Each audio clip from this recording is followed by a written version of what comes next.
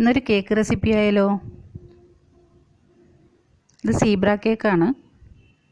സീബ്രയുടെ വരകൾ പോലെ ഉണ്ടാക്കിയെടുക്കുന്നത്. ചിലർ മാർബിൾ കേക്ക് എന്നും പറയും.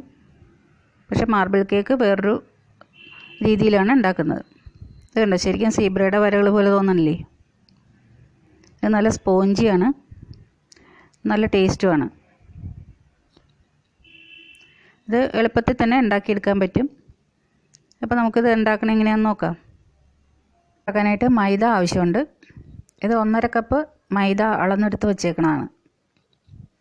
അപ്പോൾ കപ്പളവെന്ന് പറയുമ്പോൾ ഇത് 1 കപ്പാണ്. ഇങ്ങനെ ഒരു വലിയ കപ്പ് 1 കപ്പ്, ഇത് 1/2 കപ്പ്. പിന്നെ അളന്നെടുക്കുമ്പോൾ പ്രത്യേകം ശ്രദ്ധിക്കേണ്ടത്, ഇതുപോലെ സ്പൂണ് കൊണ്ട് കോരി കപ്പിലേക്ക് ഇട്ട് അങ്ങനെയാണ് അളന്നെടുക്കേണ്ടത്. അല്ലാതെ കപ്പ് കൊണ്ട് തന്നെ ഇങ്ങനെ നമ്മൾ പാത്രത്തിലേക്ക് ഇട്ടിട്ട് കപ്പ് കൊണ്ട് തന്നെ കോരിയെടുക്കുകയല്ല ചെയ്യണേ. ഇങ്ങനെ നിറയെ അതിലേക്ക് ഇട്ട് കൊടുത്തിട്ട് അമർത്തിയൊന്നും കൊടുക്കരുത്. വെറുതെ ഫ്രീ ആയിട്ട് തന്നെ അങ്ങോട്ട് ഇട്ട് കൊടുക്കുക. എന്നിട്ട് മുകൾ ഭാഗം ഇങ്ങനെ വടിച്ച് മാറ്റണം. ഒരു കത്തിയോ അല്ലെങ്കിൽ സ്പൂണിൻ്റെ തണ്ടോ കൊണ്ടിട്ട് അത് വടിച്ച് മാറ്റുക. അങ്ങനെ വടിച്ചെടുത്ത് വച്ചിരിക്കുന്ന 1.5 കപ്പാണിത്. മൈദ ഇനിയൊന്ന് അരിച്ചെടുക്കാം. ഒരു അരിപ്പയിലേക്ക് ഇട്ടിട്ട് നമുക്ക് നന്നായിട്ടൊന്ന് അരിച്ചെടുക്കണം. അതിൽ തരികളൊക്കെ ഉണ്ടെങ്കിൽ അതൊക്കെ മാറ്റാൻ വേണ്ടിയിട്ടാണ്. ഇതിൻ്റെ കൂടെ തന്നെ ബേക്കിംഗ് സോഡയും ബേക്കിംഗ് പൗഡറും കൂടി ഇട്ടിട്ട് അരിച്ചെടുക്കണം. അത് സ്പൂൺ അളവാണ്. ഇത് ടേബിൾ സ്പൂൺ, ഇത് ടീസ്പൂൺ, ഇത് 1/2 ടീസ്പൂൺ, ഇത് 1/4 ടീസ്പൂൺ. ഇതിങ്ങനെ മെഷർമെൻറ്റ് സ്പൂണ് കിട്ടുന്നതാണ്. അത് പല തരത്തിൽ കിട്ടും. അപ്പോൾ അതിൽ 1 ടീസ്പൂണാണ് ബേക്കിംഗ് പൗഡർ വേണ്ടത്. അത് മാറിപ്പോകരുത്. ബേക്കിംഗ് പൗഡറും ബേക്കിംഗ് സോഡയും തമ്മിൽ മാറിപ്പോകരുത്. 1 ടീസ്പൂൺ ബേക്കിംഗ് പൗഡർ. അതെടുക്കുമ്പോഴും നമ്മൾ ശ്രദ്ധിക്കണം, ഇതുപോലെ വടിച്ച് എടുത്തിട്ട് വേണം ഇടാനായിട്ട്. അങ്ങനെയാണ് 1 ടീസ്പൂൺ. ഇനി ബേക്കിംഗ് സോഡ 1/4 ടീസ്പൂണാണ് വേണ്ടത്. അതും ഇതുപോലെ തന്നെ സ്പൂണിലെടുത്തിട്ട് ഇങ്ങനെ വടിച്ച് എടുത്തിടണം.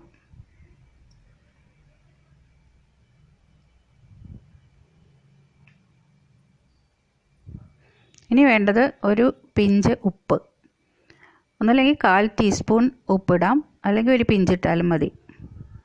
വളരെ കുറച്ച് മാത്രം ഉപയോഗിച്ചാൽ മതി. ഇത് ഉപ്പിൻ്റെ ടേസ്റ്റ് വരരുത്. ഇനി ഇതെല്ലാം കൂടി ഒന്ന് സ്പൂൺ കൊണ്ട് നന്നായിട്ട് മിക്സ് ചെയ്യണം.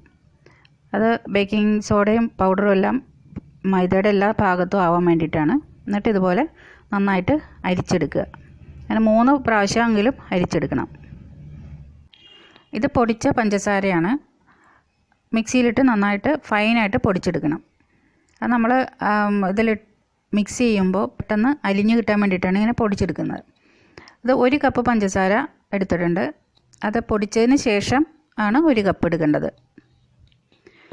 ഇത് 1/4 കപ്പും 2 ടേബിൾ സ്പൂണും പാലാണ്. പാൽ കാച്ചിയതോ ആവാം, അല്ല പച്ചപ്പാലാണെങ്കിലും കുഴപ്പമില്ല. ഇത് സൺഫ്ലവർ ഓയിലാണ്. 1/2 കപ്പ് സൺഫ്ലവർ ഓയിലുണ്ട്. നമുക്ക് സൺഫ്ലവർ ഓയിലിന് പകരം വെണ്ണ വേണമെങ്കിലും ഉപയോഗിക്കാം. പക്ഷേ വെളിച്ചെണ്ണയോ ഒലിവ് ഓയിലോ ഉപയോഗിക്കരുത്. 2 മുട്ട വേണം. ഈ മുട്ടയും പിന്നെ ബട്ടറാണ് എടുക്കുന്നതെങ്കിൽ അതും റൂം ടെമ്പറേച്ചറിലായിരിക്കാനായിട്ട് പ്രത്യേകം ശ്രദ്ധിക്കണം. ഫ്രിഡ്ജിൽ നിന്ന് നേരിട്ടെടുത്ത് ഉപയോഗിക്കരുത്. പാലാണെങ്കിലും അങ്ങനെ തന്നെ തണുത്തത് പാടില്ല. ഈ കേക്കിൻ്റെ പണി തുടങ്ങുന്നതിന് മുമ്പ് തന്നെ നമ്മളൊരു കാര്യം ചെയ്ത് വയ്ക്കണം. ഏത് പാത്രത്തിലാണോ കേക്ക് ഉണ്ടാക്കുന്നത് ആ പാത്രം ഒന്ന് ഗ്രീസ് ചെയ്ത് വയ്ക്കുക. ഓയിലില്ലെങ്കിൽ ബട്ടർ പുരട്ടി വയ്ക്കുക. ഇപ്പോൾ നമ്മൾ ഇതിൽ ഓയിൽ ചേർക്കുന്നതുകൊണ്ട് ഓയിൽ തന്നെ ഒഴിച്ചാലും മതി. ഒരു സ്വല്പം ഓയിൽ ഒഴിച്ചിട്ട് അത് എല്ലായിടത്തേക്കും പുരട്ടി വയ്ക്കുക. സൈഡിലും എല്ലാ ഭാഗത്തും ഓയിലെത്തണം.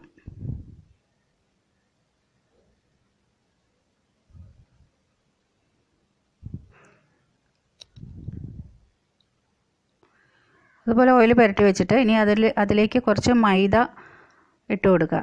എന്നിട്ട് അതിങ്ങനെ എല്ലായിടത്തേക്കും സ്പ്രെഡ് ചെയ്യുക. കുറേശ്ശെ ഇട്ട് കൊടുത്താൽ മതി.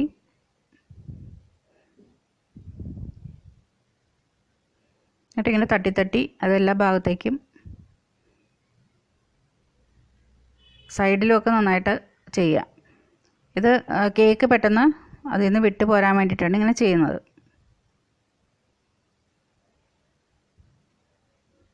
ഇതുപോലെ ചുറ്റിച്ച് കൊടുക്കണം. അങ്ങനെ എല്ലാ ഭാഗത്തും ആയി കഴിയുമ്പോഴത്തേക്കും അതിൽ ബാക്കി ഉള്ള മൈദ നമുക്ക് കൊട്ടിക്കളയണം. ഇങ്ങനെ കൊട്ടിക്കളയുമ്പോഴത്തേക്കും അത് പിന്നെ അതിൽ ആവശ്യത്തിനുള്ളത് മാത്രമേ ഉണ്ടാവുള്ളൂ.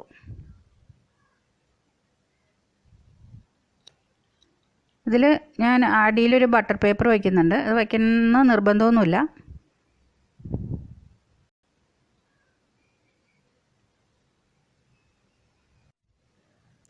കുറച്ച് ഓയിൽ ആ പേപ്പറിൻ്റെ മീതെ ഒന്ന് പുരട്ടി കൊടുക്കുകയാണ്. അപ്പോൾ പേപ്പർ അവിടെ ഇങ്ങനെ പറ്റിയിരുന്നോളും. അതിന് വേണ്ടിയിട്ടാണ് പുരട്ടി കൊടുക്കുന്നത്. അത് നിർബന്ധമൊന്നുമില്ല. വലിയൊരു ബൗളിലേക്ക് മുട്ട പൊട്ടിച്ചൊഴിക്കുക. ഇനി ഒന്ന് ബീറ്റ് ചെയ്തെടുക്കണം. ഇലക്ട്രിക് ബീറ്റർ ഉണ്ടെങ്കിൽ അത് എടുത്താൽ മതി. അല്ലെങ്കിൽ ഫോർക്കോ വിസ്കോ എന്ത് വെച്ച് വേണമെങ്കിലും നമുക്കത് ബീറ്റ് ചെയ്തെടുക്കാവുന്നതേ ഉള്ളൂ. ഇനി ലോ സ്പീഡിൽ ഇത് ചെറുതായിട്ടൊന്ന് ആദ്യം ബീറ്റ് ചെയ്യുക. ചെറുതായിട്ട് പതഞ്ഞ് വരുമ്പോൾ അത് ഓഫ് ചെയ്യണം. വീഡിയോ ഇങ്ങനെ ഷെയ്ക്ക് ആവുന്നുണ്ട്. സോറി കേട്ടോ. അത് ബീറ്ററിൻ്റെ വയറ് ഫോണിൽ തട്ടിയതാണ്. അത് ഞാൻ കണ്ടില്ല. അപ്പോൾ എല്ലാവരും ഒന്ന് ക്ഷമിക്കണേ. ഇനി 2 സ്പൂൺ വീതം പഞ്ചസാര ഇട്ട് കൊടുത്തിട്ട് ഇങ്ങനെ ബീറ്റ് ചെയ്തെടുക്കുക.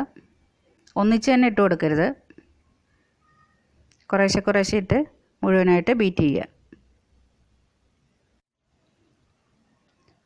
ഇനി ഇടയ്ക്ക് ഈ സൈഡിലേക്കൊക്കെ തെറിച്ചിരിക്കുന്ന പഞ്ചസാര എല്ലാം ഒന്ന് തട്ടി ഇട്ട് കൊടുക്കുക. എന്നിട്ട് വീണ്ടും കുറേശ്ശെ ഇട്ടിട്ട് ബീറ്റ് ചെയ്യുക. അങ്ങനെ പല വട്ടമായിട്ട് ബീറ്റ് ചെയ്തെടുക്കുക. ലോ സ്പീഡിൽ തന്നെയാണ് ഇപ്പോഴും ബീറ്റ് ചെയ്യണത്. ഇത് മുഴുവനും ഇട്ട് കൊടുത്തതിന് ശേഷം മാത്രം ഹൈ സ്പീഡിൽ ഇട്ടാൽ മതി.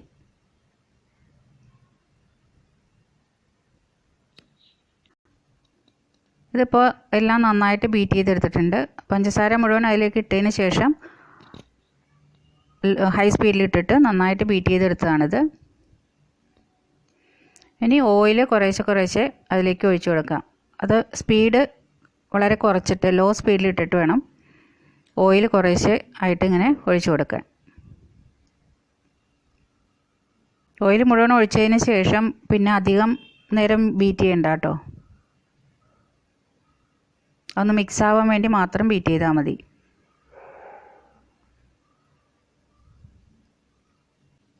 ഇനി ആ മിക്സിലേക്ക് മൈദ കുറേശ്ശെ ഇട്ട് കൊടുക്കുക.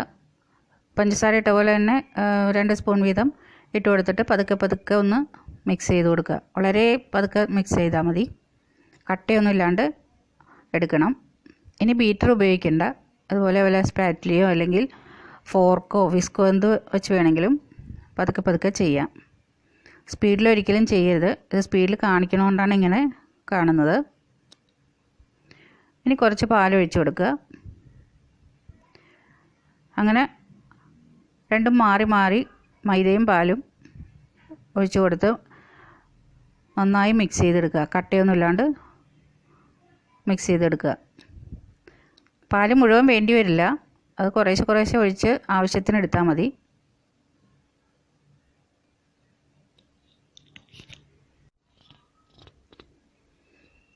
ഇനി ഇതിലേക്ക് 1 ടീസ്പൂൺ വാനില എസൻസ് ഒഴിച്ചു കൊടുക്കാം. ഇതാദ്യം പറയാൻ ഞാൻ വിട്ടുപോയി.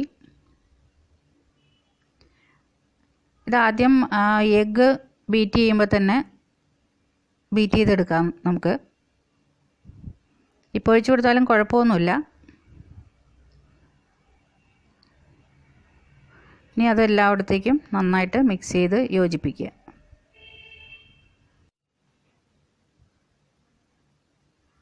ഇനി ഒരു ബൗളിലേക്ക് ആ ബാറ്ററിൻ്റെ പകുതിയോളം മാറ്റി വയ്ക്കുക.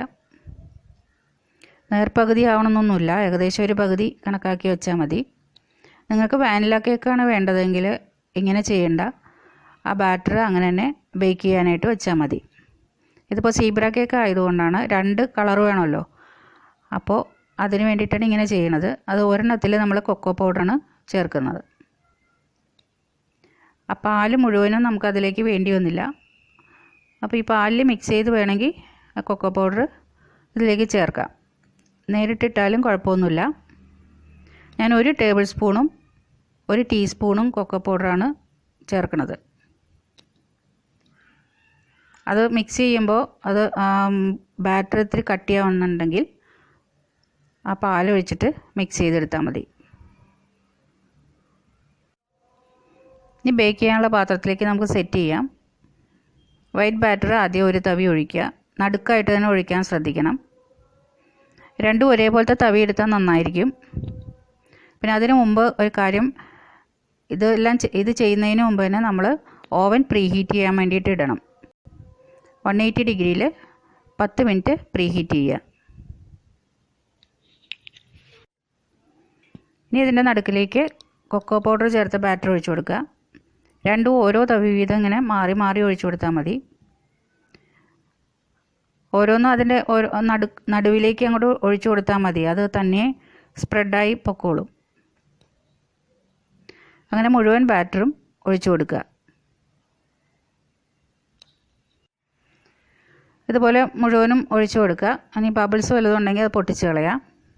ഒരു ടൂത്ത് പിക്ക് അല്ലെങ്കിൽ പപ്പടം കുത്തിയോ എന്തെങ്കിലും വെച്ച് ഇതുപോലെ വേണമെങ്കിൽ ഡിസൈൻ ചെയ്ത് കൊടുക്കാം.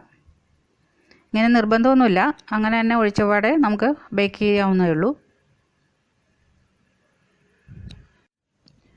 ഇനി ഇതിങ്ങനെ ഒന്ന് 2-3 പ്രാവശ്യം തട്ടി കൊടുക്കുക. അതിൻ്റെ ഉള്ളിൽ എയർ ബബിൾസ് ഉണ്ടെങ്കിൽ അത് പോവാനാണ്.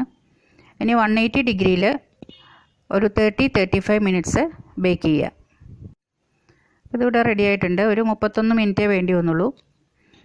അപ്പോൾ 30 മിനിറ്റ് ആകുമ്പോഴത്തേക്കും നിങ്ങൾ ഇത് തുറന്ന് നോക്കുക. ഒരു ടൂത്ത് പിക്കോ എന്തെങ്കിലും ഒരു ഇത് വെച്ച് കുത്തി നോക്കണം നടുക്ക്. അപ്പോൾ അതിലൊന്നും പറ്റി പിടിക്കുന്നില്ലെങ്കിൽ അത് ബേക്കായി. അല്ലെങ്കിൽ കുറച്ച് നേരം കൂടി വയ്ക്കുക. അപ്പോൾ ഒന്ന് ചൂടാറി കഴിയുമ്പോൾ അരികൊക്കെ ഒന്ന് കത്തി കൊണ്ട് അങ്ങനെ പിടിയിച്ച് കൊടുത്തിട്ട് ഇതുപോലെ ഒരു പാത്രത്തിലേക്ക് കമത്തിയിടുക. എന്നിട്ട് ബട്ടർ പേപ്പറൊക്കെ മാറ്റുക. അപ്പോൾ അടിവശമൊക്കെ നല്ല നീറ്റായിട്ട് കിട്ടിയിട്ടുണ്ട്, കരിയാണ്ട്. നമ്മൾ മൈദയും ബട്ടർ പേപ്പറൊക്കെ വെച്ചുകൊണ്ടാണ് അങ്ങനെ നല്ല ഇതായിട്ട് കിട്ടിയത്. ഇനി ഇത് മുഴുവനും ചൂടാറി കഴിഞ്ഞതിന് ശേഷം മാത്രം മുറിച്ചെടുക്കുക. ചൂടാറാൻ വേണ്ടി അവിടെ മാറ്റി വയ്ക്കുക. ഈ കേക്കിന് ഹൈറ്റ് തോന്നാത്തത് ഞാൻ 8 ഇഞ്ചിൻ്റെ പാത്രമാണ് എടുത്തത്. അപ്പോൾ അത് വലിപ്പം കൂടിപ്പോയി. അപ്പോൾ അതുകൊണ്ട് പരന്നാണ് വന്നത്. ഒരു 6 ഇഞ്ചിൻ്റെയൊക്കെ ആണെങ്കിൽ നല്ല ഹൈറ്റിൽ കിട്ടും.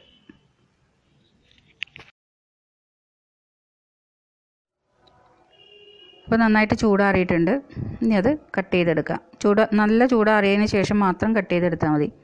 പിന്നെ കേക്ക് ഒക്കെ ഉണ്ടാക്കി കഴിഞ്ഞാൽ പിറ്റേ ദിവസമാണ് അതിന് നല്ല ടേസ്റ്റ് ഉണ്ടാവുക. ഒരു ദിവസം വച്ചിരുന്നിട്ട് കഴിച്ച് കഴിഞ്ഞാൽ നല്ല ടേസ്റ്റാണ്. അപ്പോൾ നിങ്ങൾക്ക് ഇത് ഇഷ്ടപ്പെട്ടു എന്ന് വിചാരിക്കുന്നു. ഇഷ്ടപ്പെട്ടെങ്കിൽ എല്ലാവരും ഒന്ന് സബ്സ്ക്രൈബ് ചെയ്യാത്തവർ സബ്സ്ക്രൈബ് ചെയ്യുക. മറ്റുള്ളവർ കാണണമെന്ന് ആഗ്രഹിക്കുന്നുണ്ടെങ്കിൽ അവർക്ക് ഷെയർ ചെയ്ത് കൊടുക്കുക, ലൈക്ക് ചെയ്യുക. പിന്നെ ഇതിൻ്റെ ഇൻഗ്രീഡിയൻസ് ഒക്കെ ഞാൻ ഡിസ്ക്രിപ്ഷൻ ബോക്സിൽ ഇട്ടേക്കാം. പിന്നെ ഞാൻ ഫേസ്ബുക്ക് പേജ് തുടങ്ങിയിട്ടുണ്ട്. അപ്പോൾ അതൊന്ന് ലൈക്ക് ചെയ്യണം അങ്ങോട്ട് എല്ലാവരും. അതിൻ്റെ ലിങ്ക് ഡിസ്ക്രിപ്ഷൻ ബോക്സിൽ ഇട്ടേക്കാം. അടുത്ത വീഡിയോയിൽ കാണാം.